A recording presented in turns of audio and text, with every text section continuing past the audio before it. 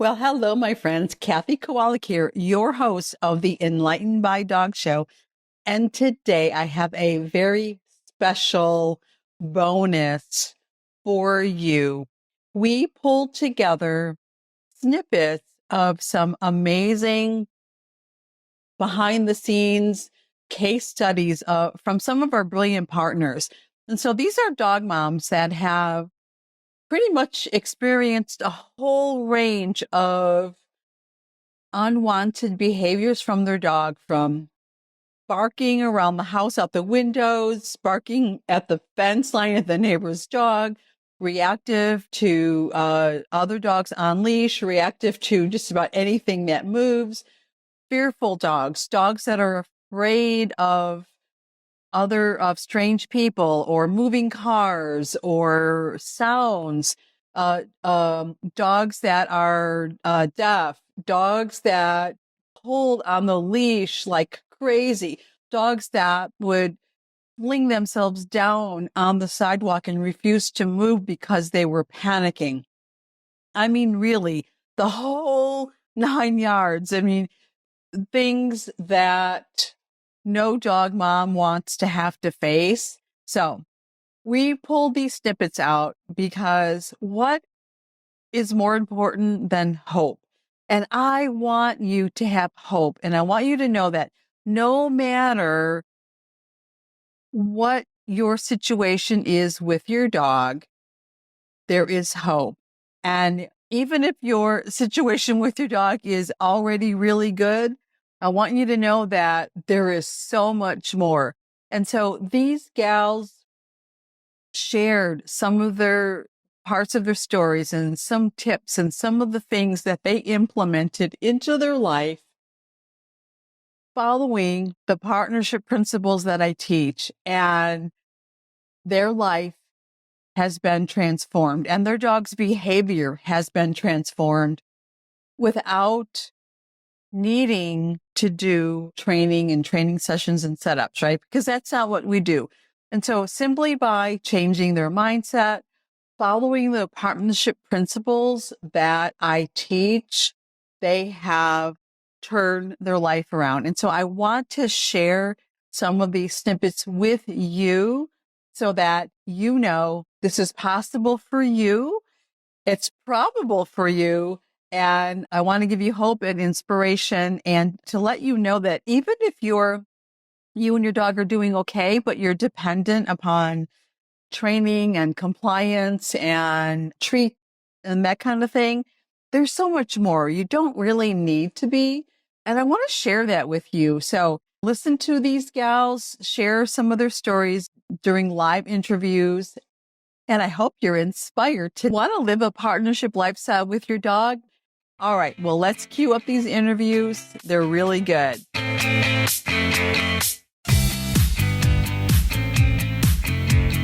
Hi, I'm Kathy Kowalik, and I believe that our dogs connect us to the heart and soul of what really matters in life. So hang out, and we'll take a deep dive into the human-dog connection and explore strategies that will inspire you to create legendary, enlightened partnership with your dog.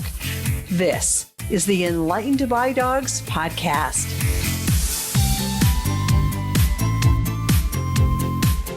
Murphy joined us on walks. He was fine. He really wasn't interested in people at all, but it didn't bother him to come with us. He was fine. So we thought, he's new, maybe in a couple of weeks he'll just get better. So we waited, and then about 6 weeks later, it was 4th of July weekend. We decided to take the dog swimming and go to the park afterwards. And we did that. We came home. All dogs slept for like 2-3 hours. Murphy woke up. He bolted off the couch. He started spinning. He started scratching our wood floor, running in the hallway, taking drywall off the wall, and barking nonstop. It was like he was a new dog. I'm like, where did our Murphy go? What's wrong with him? He was doing that for 2 days straight. It was weekend, so we couldn't take him to our vet. Monday morning, we took him in right away. Our vet looked at him, and she said, he's got OCD behavior. She didn't know why, what, how, but she said definitely needs to be medicated if it's that bad. And she also said he should see an evaluation specialist, behavioral specialist, to see what they recommend. So we scheduled that right away. She came actually the next day. He was on medication. He was on 2 different meds. And on the second day of the medication, he started getting, he was starting resource guarding, and he was starting to get really, we couldn't touch the crate anymore. We couldn't put him on a leash anymore. He would immediately grab either us, the leash, or his crate. We called the vet back. She said, take him off the one medicine, keep him on the other one. A couple hours later, the behavioral specialist came. She looked at him for 15 minutes. She said, return him. Dogs like that don't do well in a household, especially not with other dogs. So we were like devastated. Wow. We didn't know what to do. There we had a dog that obviously needed help, but we didn't know how to help him. The medicine made it worse. The trainer didn't want to bother with him. She told us flat out, I don't want him in my class.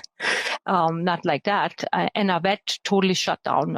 She said, if you don't want to medicate him, if you don't want to do this, you don't want to do that, we can help you. So right away, whenever we would call and ask something, they were like reserved with us because they knew that we didn't want to medicate him or, return him. So I could tell we had no help there. And so in the meantime, while all this was going on, while you were, looking for ways to help him, talking with the behaviorists, talking with the vet, what was nobody was helping. What was Murphy doing at home? Murphy was getting worse. His resource guarding, we couldn't have any food in the house. We couldn't eat in front of him. We couldn't cook. The smell of food made him go crazy. He would just spin, bark, fly over, bolt over. He was going on our fireplace mantle, taking down everything. He was standing on our table, ripping things off the table. And the minute he smelled food, he was flying into the stove. There was no safety to keep him. We couldn't put him anywhere because he was not safe to be left alone. We still could not have them together. So between Christmas of 2017 and February of 2018, we had 3 major fights between Bear and Murphy, and to a point where I did not feel safe for them to be in the same room. So we kept them totally apart. Very difficult. We had gates up everywhere. We have open concept, living room, kitchen, wide open. We have one garage that everybody has to enter through. And we ended up having 3 different fence areas for the dogs because we could not have one with the other because we never knew what would happen. So that was that. And then in February of 2018, again, the picture that you see with Murphy on the couch on his birthday, that was his rehoming picture. I thought I wanted to share that with you guys. I really never shared that with anybody, but I did have him posted on Deaf Dogs Rock because I just felt that I couldn't keep him safe. And it wasn't that Bear was mean to him or anything. They were doing it to each other. They were so stressed out that it just wasn't working anymore. So we were thinking of rehoming him, but we really didn't want to because we knew nobody's going to take a deaf dog that is resource guarding and on 2 different medications and a mess. And so we just kind of threw it out there and said, let's just see what happens and if we find him a home. But in the meantime, we still had to deal with the challenges in our house. So one day I looked at Facebook. I was scrolling through and I saw your workshop. And when I saw Dancing Hearts, I thought, wow, this just sounds just like up my alley. So, I signed up for the free workshop and I never looked back. We completed the workshop and we signed up for the first year right after. And it's been going great ever since then. Wow. Well, that was a very clearly painted picture of the struggles and challenges and how your happy family life completely turned upside down. And I've got to say that you are very resilient. And obviously, you're very devoted to your dog. We made a commitment. Yes, we made a commitment to Murphy, but we also made a commitment to our other dogs. Right. We weren't going to say, okay, Murphy is there now. You guys just have to live with it because it wasn't working. Yeah. So we committed to all our animals. Yeah. Well, to be commended. So I'm sure everyone is dying to know like, tell us what happened, right? So what happened is we finished the workshop, and like I said, we started already before not walking them anymore because we knew that part was really bad. Now, I grew up in Germany, and in Germany, everybody walks their dogs. 3, 4, 5 times a day is nothing. I lived in the city. We had a little garden, but yet we walked our dogs. We took them on a bicycle. I grew up with German Shepherds. So, that's what we did. So for me, being home, not being able to walk my dogs was horrible. So I said, I'm going to work on this. I'm going to do everything Kathy tells me, and I'm going to fight through it, and I'm going to get to this, and my dogs are going to be fine. They're going to make it, and we're going to keep them, and we're going to do it. And I have to say that that's what we did. You still are. You were so committed, and you were like so determined. You when I tell, you hear me say it, like, your success is inevitable. If you follow and if you believe, your success is inevitable. And you really believed it, and you did it. In general, I think it's so profound for us human beings, the partnership lifestyle. I mean, for me, I think I'm changing quite a lot. I have changed a lot during this last year. I feel I've come into myself in a deeper way. That's maybe an aside, although it shouldn't be an aside because we neglect ourselves so much in that equation, I think. For Zoe, one of the things the walking without lead is certainly something I believe we will get to in certain situations. The other one I'd love is for her to feel more confident that she's going to be comfortable with other dogs. That's something that I'm not anyway pushing for. She showed us quite early on that she doesn't like other dogs much. She has one friend who that works very well. It would be nice if I could feel more confident if we're walking around and meeting other dogs that she will be okay. But it's okay if she's not also. So it's not exactly that it's an aim. If it happened, it would show she was more comfortable in her skin. I think it's that more than anything. It would make life a bit simpler if I am out and about with her, but I'm not always in that protective mode as far as other dogs are concerned. But I manage that normally very well, and I'm confident about it. So, which I wasn't before BPA at all. Right. And so it's just sort of a way of life that she needs a little bit more space, and you don't even think about it. You just know how to respond. There's no drama to it. It's just a lifestyle. Exactly. Yeah, I remember, and you, was it a couple weeks ago, maybe? And you had posted something with you and Zoe, like in an outdoor cafe. And we went to a town. We went to a town, 2 hours drive away, Narbonne, beautiful old town, and it was full of people and full of dogs. And she was absolutely amazing. I mean, for a country mountain hunting dog, she was amazing in town. A couple years ago, right? 4 years ago, maybe. Yeah. Clover.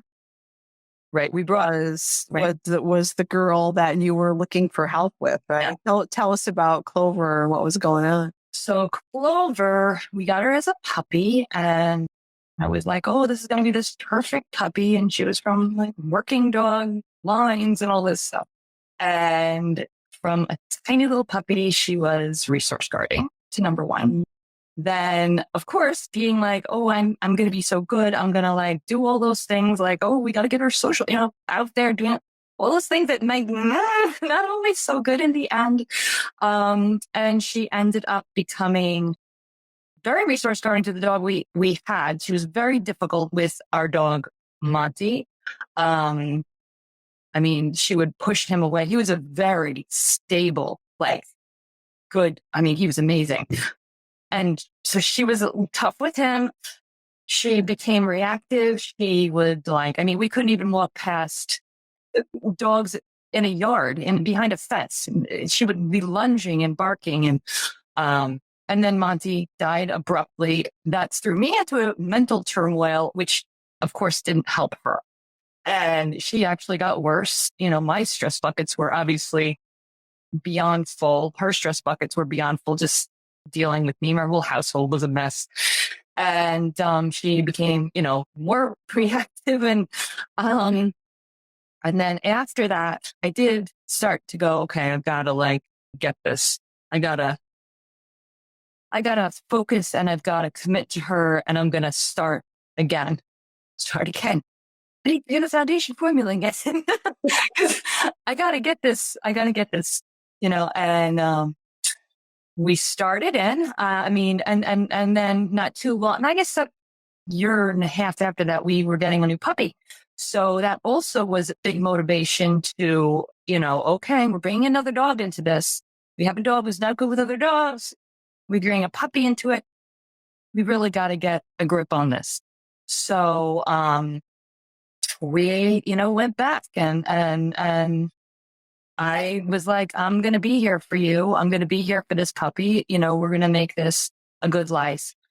And, we did all the things, we did we're just going to work in the backyard for a while. We're just not going to go out. We're not comfortable. And really the biggest thing was, I can say Clover is a sensitive, reactive, very smart, and wants to control things.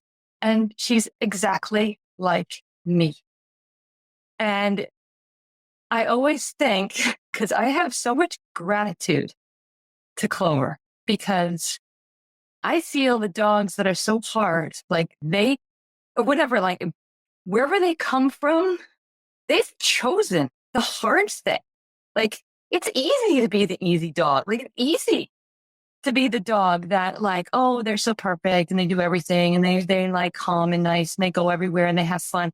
But how hard is it to be a hard dog? And that hard. She was there for me, and she truly, I know that I was meant, and we were meant to be together. There were signs that we were meant to be together. And she has taught me so much about myself. And the two of us have come, and I can't even believe how far the both of us have come together. Yeah, you're like a completely different person. I am a completely different person. And Clover is she's like the rock solid rock star, right? She's unbelievable. And you know what? And I don't put her into situations that I know are going to be not good for either of us. But I actually will know there will be times I'll go out, I'll be like, my head's not in the right place for this. She's not going to be good because I'm not good. So I'll be like, you know what? We'll go back to the yard and play in the yard. It'll be fine. Not a problem. And that's what we do, and then the other thing that I found with, we went through everything we got to the point of brilliant partners. And I'll never forget, walking with her. And then all of a sudden I was walking with her and we were brilliant partners, and we were walking, just the two of us walking together. And the feeling of it, that I actually was like, I'm walking my dog and this is relaxing and I'm enjoying this. This is I'll go out. I'll be like, you know what? Oh, there's so much going on. Let me take a walk with Clover. and the crazy thing is, we might see something that she's like, oh, there's a little nervous about that. And I'm like, all right, you got this. Let's just move over here. And literally, we have the dance, which is the dance. But when we're walking together like that, I feel like we are in a dance together, because we just flow through the walk. We're just like, oh yeah, there's a dog over there. Well, we'll just kind of stay over on the side here. We'll go down into there. Oh, there's the dog walking by now, but we're good. And she'll look up at me and poke me with her nose and smile, and it's an unbelievable thing. If we're in training mode, it's amazing, mind-blowingly amazing, right? And then there's real life when you really need it. So that happens so often, right? It doesn't always. Sometimes there's there's not, we don't get good results with training either. But so often there's a big percentage, don't you think, that have really done the work and put the time in and work with trainers, work with behaviorists, and their dogs are well trained, but that doesn't carry over in real life. Yeah. Yeah. Exactly that. It just didn't carry over. And then our real low point was a walk we took one day. We were out I was out on my own. And we had been doing some of our recall. He was still on a long lead wherever we went, but I was trying to drop the lead and let him go a little bit, have a little bit of a responsibility and call him back, etc. And we were out in the field. We'd gone for a walk and we were coming back towards the car. And our routine was that I used to just drop the long lead for the last sort of 50 meters or so. And he would always rush straight to the car and wait for me at the car. So we did that, and I dropped the lead and off he went. And I knew where I was and where I'd parked the car was pretty safe. There were sheep fields on either side of us, but there was high stone walls on either side. So it was like an alley that he could run through and straight to the car. So I dropped the lead and off he went. And all of a sudden he I don't know, he was about 50 meters ahead of me. And I suddenly saw him swing his head up to the one side, and he put his paws up on the wall, looked over, and I thought, oh, geez. And he saw the sheep, but they were way off in another field. They weren't, right there. They were way, way off. And I just thought, well, he'll look over the wall, see that they're way too far, it's not worth his chase kind of thing. And, he'll just pop it back down. Well, that wasn't the case. He took a huge leap. He flew over the wall, but he didn't realize that there was a 6-foot drop on the other side of the wall. And he crashed. He literally crashed down at the bottom. And I just thought, broken dog. I just screamed. I looked over the wall, saw him down there, and I thought, oh, he's broken every limb in his body. He's finished. He got up because it literally was a huge jump. I mean, he literally just took off straight, cleared the wall, and then, fell 6 foot on the other side. Got up and just headed straight for the sheep. And I just screamed and I whistled, and, it was, forget it. It was gone. And all I could think of was, my God, the farmer comes out now. He's going to shoot my dog. He is in full right. There's Charlie splitting the sheep, going wild. They're running everywhere, freaking them out, totally stressed out. And I just thought, that's it. I was frozen. I couldn't do anything. I didn't know how to get him back or what to do. And I honestly thought in my mind, there was going to be a farmer who was going to come out and shoot him. I was totally panicked, but they say you can do incredible things when you pump full of adrenaline. That's exactly what I did. I jumped the wall. I dropped down on the 6-foot side. I picked him up and I climbed back over the wall with him. And I was like, this dog has got to go back. He has got to go back to the rescue center. I can't handle this. It was just like the final straw. It was that. And I was furious. I was angry. I was beside myself. I was panicked. Obviously, the fear that had set in, thinking what could happen to him. We went straight back to the car, put him in the car, rushed back home, and I went straight for the file where with the details for the rescue center were, because I was going to phone them there and then and say, I'm bringing him back. And I was looking through the file and I found the page, and just below the number there, it was our sort of the contract that I'd signed. And it said, I, Sue Mim, promise to give Charlie a forever loving home. And the words just hit me smack in the face. And I just thought, oh, what am I doing? I had promised this dog that I would give him a forever home, a second chance, and that I would do everything to help him. And here I was giving up on him and saying, you've wrecked my life. I don't want you. I don't love you. Take this dog and go. And I just thought, it broke me. I really broke me.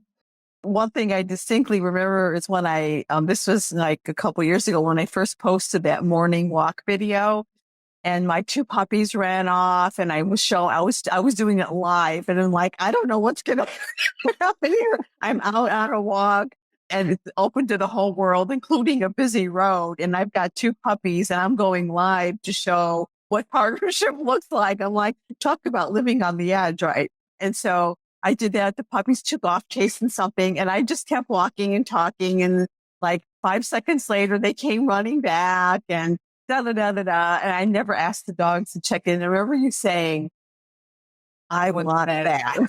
I want that. Yeah. Yeah. And so something about that was a turning point for you, I guess. Yeah, it was that. It was like, I want that. That's what I want. And it was a laser coaching, during the RRI that I had with you. And I was going on about, I think at that time I had that problem with Charlie rushing off to the water. He's also a water hunter. So he kept rushing down to the water. And I was using the PREMAC principle.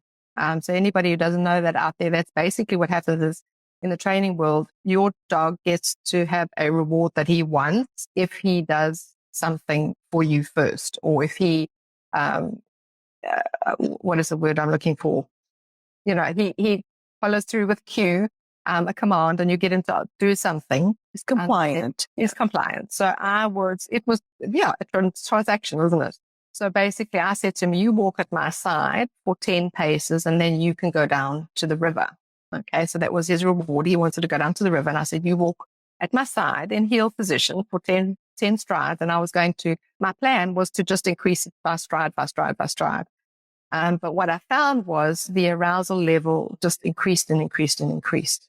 As we got down to the river already, he was already a shaking wreck because he knew that he had to get to my side in order to get down. And then he would tear down there, and then he was uncontrollable. Couldn't call him back again, et cetera, et cetera. So it just was out of control. And I was telling you about this during the laser coaching call, and you said something to the effect of, why are you doing this? And what are you trying to get out of it? And I just said, well, I just wanted to listen to me and stop going down to the water and pay more attention to me. And you kind of said, well, I think you missed the point here. He's not attentive to you in the first place. He doesn't want to be next to you in the first place. So trying to get him to coerce and to be at your side is not the aim of a walking partner's dance. Okay. Bingo. So yeah, it was that final straw when I realized I was still trying to fix him after I thought I hadn't been fixing him anymore. I was still trying to fix him. And there's so many cases where, following the PREMAC principle, whether someone understands that's what they're doing or not, like the technical term, is so many cases, it doesn't work. And the bottom line is it's still transactional. Right. Yeah. So you had a shift after that. So what did you do about that? How did that insight change what you did with Charlie? What did you do?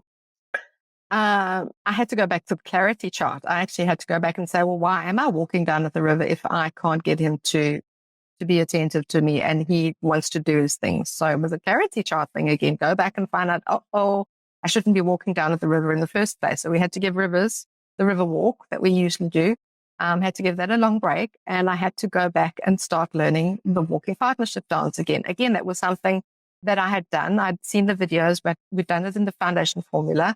But I'd also done a bit, not obedience as such, a bit of rally, that kind of thing. I knew how to get a dog to walk next to me by my side. Right. So it was like, well, why do I need to learn the walking partners dance? So I hadn't done it to, the way it should be done. And I had to go back and learn it again. So we started off at home. I literally had him by my side, just in default position, just walking around the house. And now to many people, and to me at the time as well, it was a very big mindset shift. Because you can imagine, if you're a trainer and you have your dog has got a trick dog certificate and it's good companion certificate and can do this X, Y, Z and agility and now I'm saying I'm going back to getting my dog just to stand in default position next to my side and rewarding that. Like, hello. I didn't want to go back there, but I realized that I had to because I did not have that connection right from the word go. So it was and rewarding in a different context. Exactly. Learning to reward from my heart instead of out of my pocket. From my perspective, from what you were saying and what you were expressing, I felt like you were feeling like there was something missing in your relationship with Flick, something deeper, like that she was, I mean, it was good and you loved her and she loved you and all that. And it, you know, like just, you know, fine in that way, but that it wasn't reciprocal. The love that you felt for her and the deep devotion you felt for her, it was almost like you felt that wasn't exactly reciprocal. Right. And that chicken incident showed you the truth. Yeah. Okay. It's a little bit painful. Well, just To you actually- can skip the painful part or Sure. whatever parts you know what I mean, whatever you're comfortable with. I had a little flock of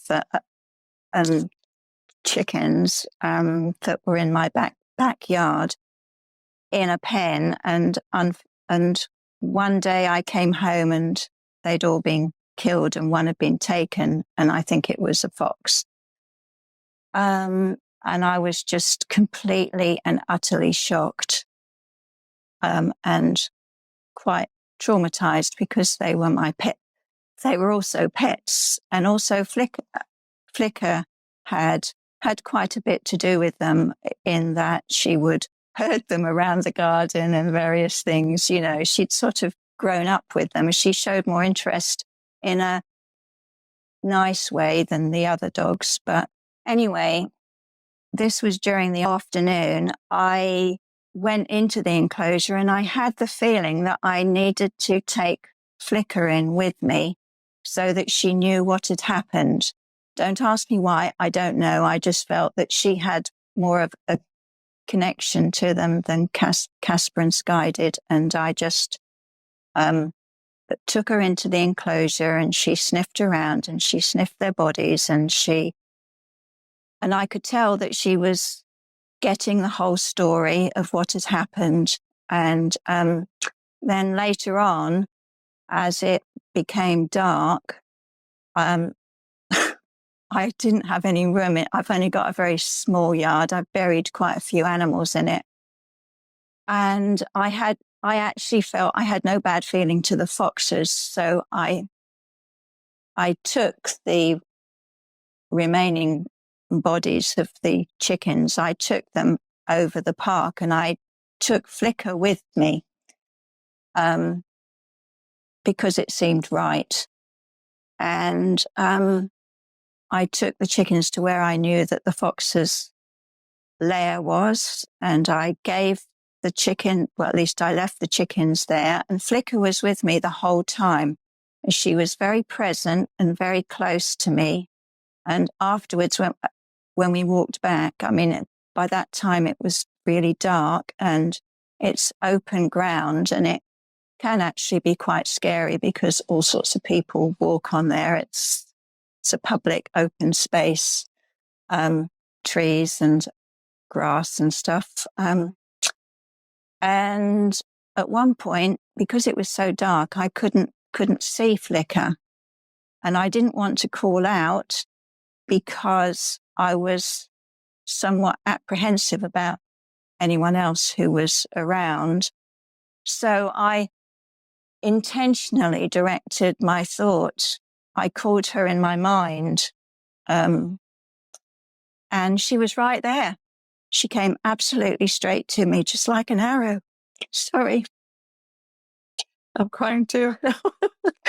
It was just such an experience of connection with her. I'm sorry. That, yeah. Oh dear. So yes, it was, and it didn't happen just once because she sort of went off and she was around and I didn't see her. And then I got a little anxious and called her again in my mind, not verbally. And there she was again. And she was just with me. Usually she runs away the moment we get near the bottom of the hill. I'd forgotten to take my lead with us. And I don't know, I didn't even really think about it until we got in the house. She actually stayed with me the whole way up. There was no faffing around of going into the neighbour's garden or chasing the cats.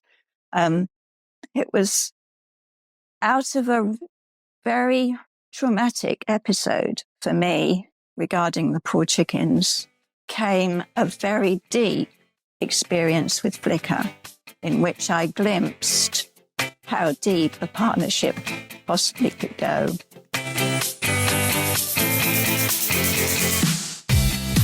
Thanks so much for listening. And hey, if you would like to work with me so that I can help you discover the missing pieces you need so that you and your dog can finally be happy and enjoy life together, then head on over to dancingheartsdogacademy.com and request your invitation to join us in the Brilliant Partners Academy when the doors open for the next enrollment. See you next time, and remember, a brilliant partnership with your dog makes your whole life brilliant.